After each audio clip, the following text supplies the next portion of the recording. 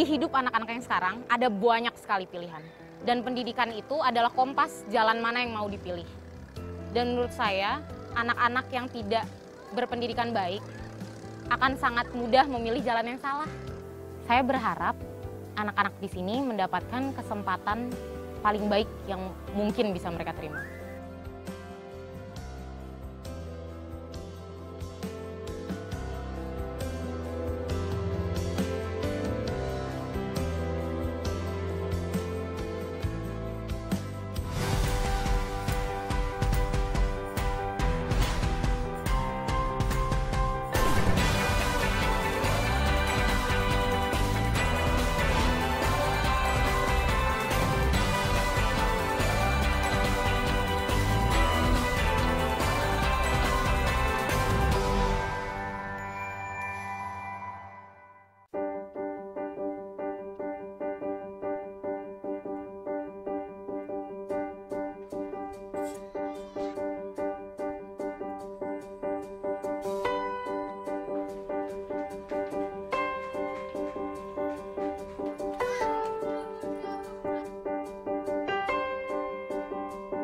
Yang tinggi di belakang ya, yang pendek di depan. Sudah balik semua? Ini apa? Palu. Ya, 1, 2, 3. Ada 1 palu. Kala memulai hari baru, selalu ada yang seru. Ya, seperti ini keseharianku. Bersama mereka, murid-murid kesayanganku.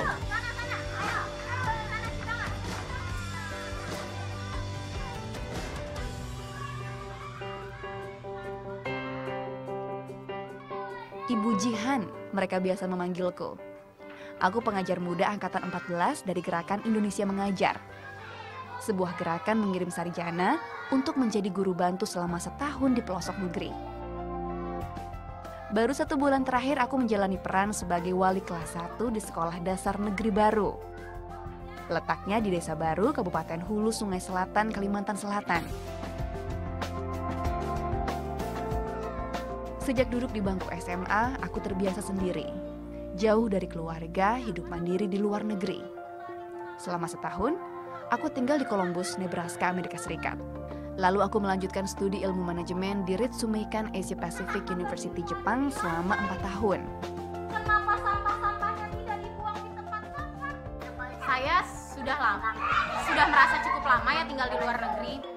Lalu saya merasa ada pergeseran nilai kan dari diri saya, seperti saya jadi kurang familiar dengan energi yang seperti ini, dengan keramaian. Saya lebih suka privacy. Saya lebih menghargai individualistis, saya senang melakukan apa-apa sendiri. Oh mama, mencari hantunya. Apa benar ada hantu?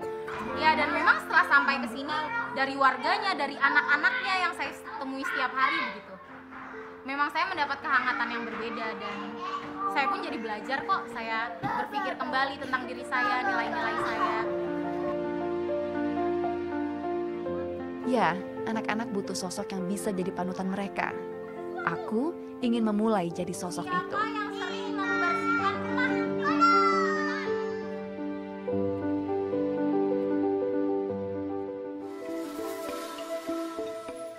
Salah satu siswaku yang menonjol adalah Marhat. Ia menjadi inspirasi bagi anak lain di desanya. Meski dari keluarga sederhana, Marhat berhasil jadi siswa berprestasi di sekolah. Ia selalu juara kelas sejak duduk di bangku kelas 1.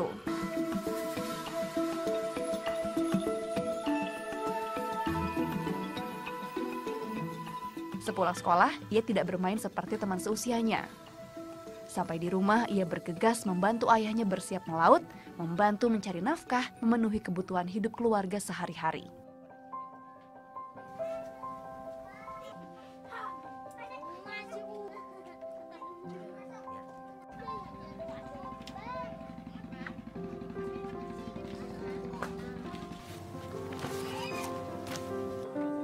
Marat, capai kita nak, kita tulakan.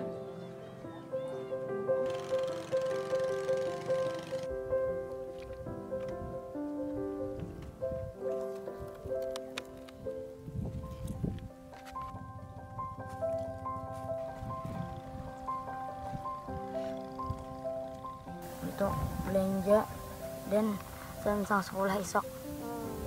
Dapat berapa biasanya Marat?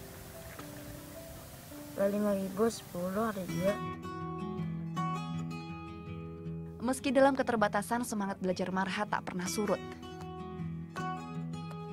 Kalau malam-malam itu bisa hari-hari lihat buku, ada yang sinter anak habis baterai itu, kemudian yang disinter kita yang baterai 3 itu.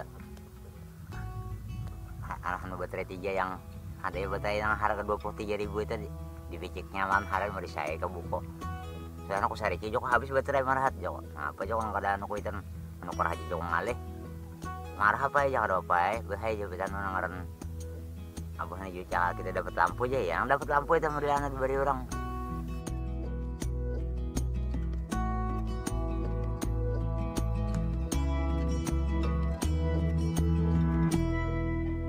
Keterbatasan ekonomi kerap membelenggu semangat belajar anak. Akibatnya banyak anak yang putus sekolah di desa ini. Tapi tidak bagi Marhat. Selama masih ada asa yang tertanam dalam diri, semangatnya meraih cita tetap terjaga. Jadi dokter. Jadi dokter, biar bisa apa? Dia bisa menyembuhkan orang.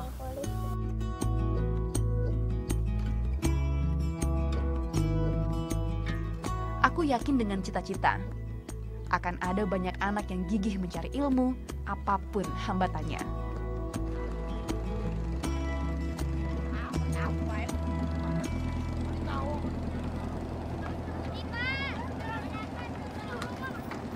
Hari ini kita akan belajar bahasa lain. Bahasa Jepang. Nah, siapa yang bisa mencari Jepang ada di mana?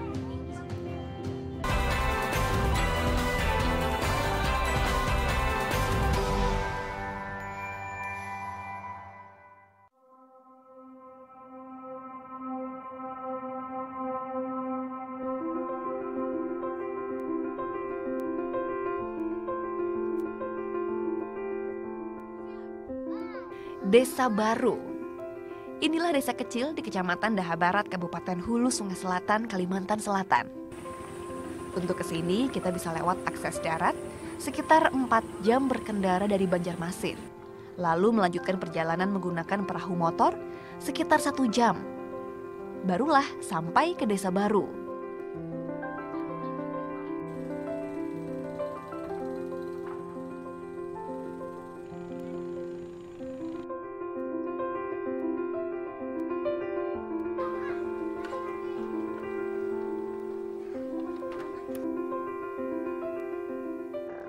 Aku selalu menunggu kedatangan pedagang yang menjajakan dagangannya di atas perahu kayu. Orang sini biasa menyebutnya perahu dagang cis. Dari perahu ini, saya bisa membeli buah, sayur mayur, hingga sembako.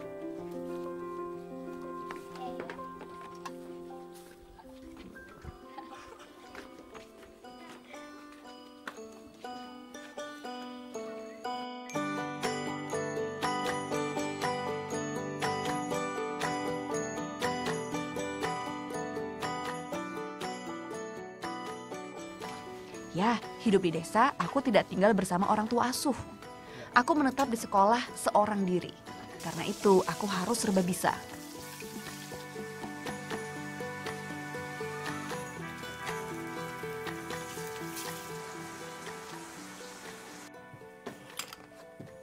Dan ini singgasanaku. Perpustakaan ini memang sudah selama setahun lebih tidak pernah dipakai karena kuncinya hilang. Jadi waktu itu saya bersama beberapa warga yang membantu membuka perpustakaan ini dan membereskan kamar ini. Tadinya kamar ini gudang.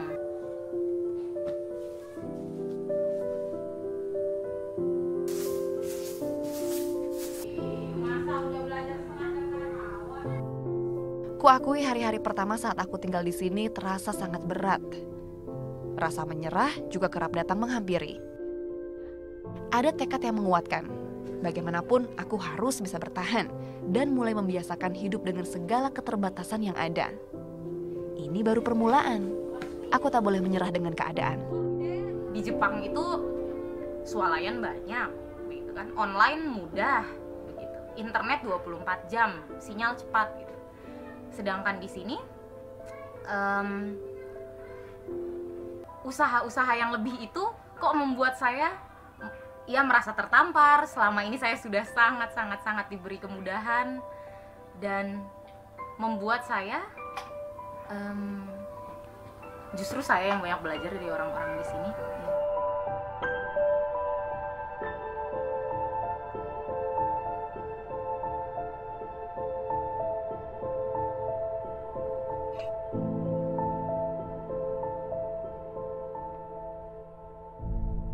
Terlebih hidup sebagai anak perantauan, jauh dari orang tua, terkadang rasa rindu pada keluarga selalu muncul tanpa diduga.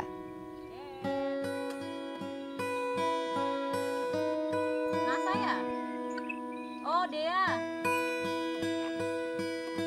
siapa di belakang? Dulu alasan saya pulang ke Indonesia juga karena mereka gitu. Terus makanya salah satu alasan terberat saya untuk berangkat Indonesia mengajar karena untuk meninggalkan mereka kan.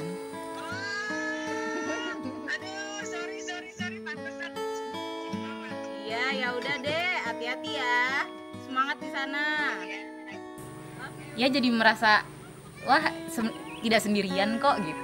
Ternyata yang di rumah pun mendukung kok gitu. Mama jangan ketawa.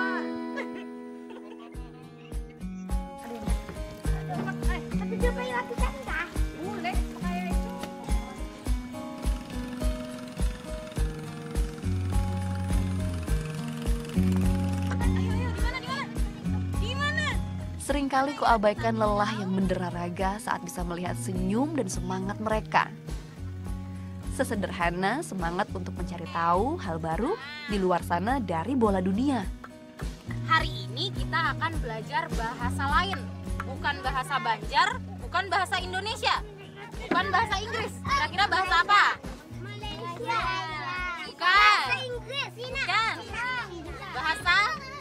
Bahasa Jepang. Nah, siapa yang bisa mencari Jepang ada di mana? Sore ini kubebaskan imajinasi mereka untuk mengenal bahasa Jepang dengan cara berbeda. Kita akan berpetualang bersama Muchan. Bersama siapa? Bercerita lewat gambar. Menurutku, metode belajar seperti ini yang paling mudah diterima untuk anak seusia mereka. Iya, semacam kelas tambahan untuk anak-anak di luar sekolah. Karena di sekolah jam mengajarku terbatas. Kelas terbuka bagi siapa saja yang ingin belajar bersama. Tak ada yang sia-sia ketika kita mau berbagi.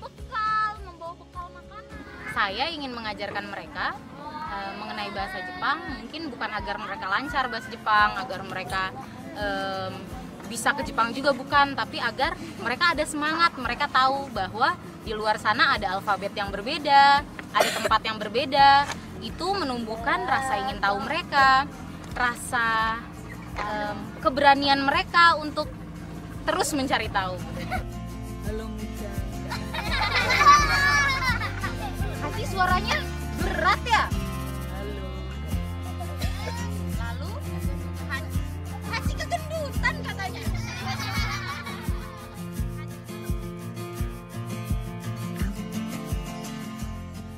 Hadirin dan hadirat yang berbahagia.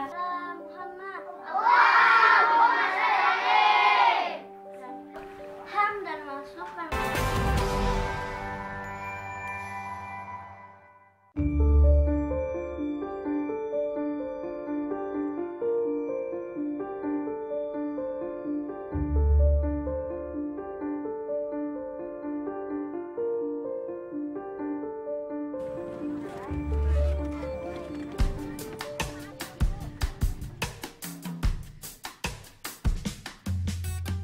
Pagi memang selalu sempurna untuk memulai hari.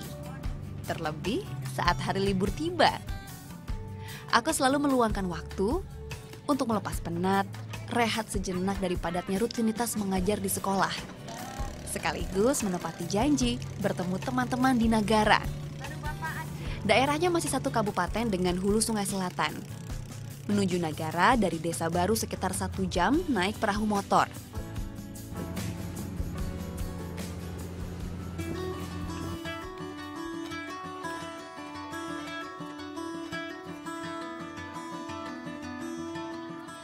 Mereka teman-teman seperjuanganku, pengajar muda yang juga ditempatkan pada 7 desa lain di Kabupaten Hulu Sungai Selatan. Biasanya begitu sih kalau misalnya akhir minggu atau misalnya lagi libur gitu. Enggak. Ya maksudnya sekolah juga udah, persiapan sekolah sudah selesai, sekolah juga nggak ada. Biasanya ketemu teman-teman. Ayolah kumpul 2-3 orang, 4 orang. Karena kan susah juga ya untuk kumpul ramai-ramai satu tim. Itu biasanya jadi pengobat rindu sih. Evaluasi pun selalu kami gelar tiap bertatap muka seperti ini. Saling berbagi saran, ide, dan juga keluh kesah. Rasa memiliki dan senasib seperjuangan membuat kami saling menguatkan. Kami merasa sudah seperti saudara sendiri. Jihan kan attention in detail ya, jadi dia tuh selalu make sure kita tuh baik-baik aja gitu. Misalnya, Chris, Chris kamu gimana? Ini udah masih ada nggak obat nyamuk misalnya kayak gitu atau apa gitu. Tapi jatuhnya tuh rempong karena saking detailnya yang dia tanyakan. Cuman ya seneng sih, mesti ada yang merhatiin.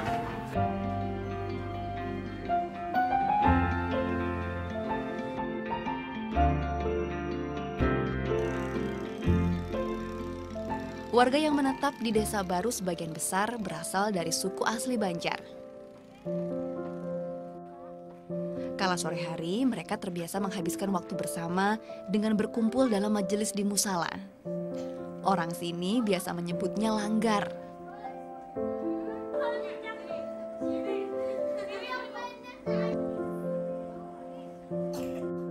Aku tak menyangka ternyata mereka sedang belajar berdakwah, menjadi dai cilik.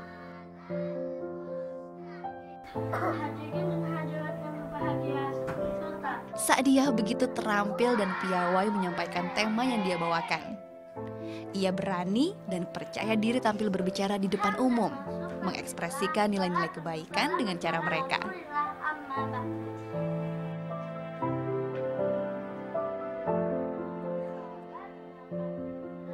Biar anak-anak itu tidak sangit dengan orang tuanya. Ingin anak-anak itu sayang dengan ibunya.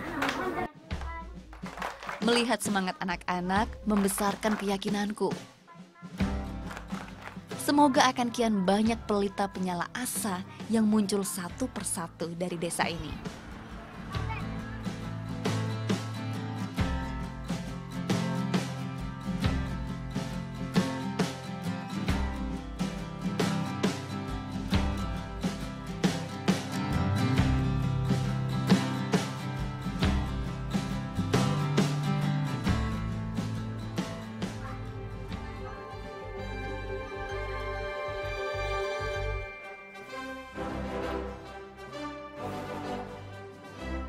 Upacara pertama mereka mungkin tak sepenuhnya berjalan lancar, tapi kegigihan mereka terbersit makna untuk selalu semangat.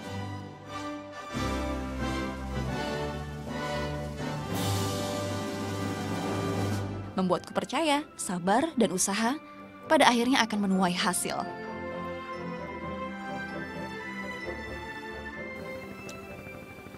Tapi setiap harinya tentunya saya melihat anak-anak yang semangat mereka ingin belajar, semangat mereka ingin terus bermain, mencari tahu, itu tentunya nomor satu sumber saya.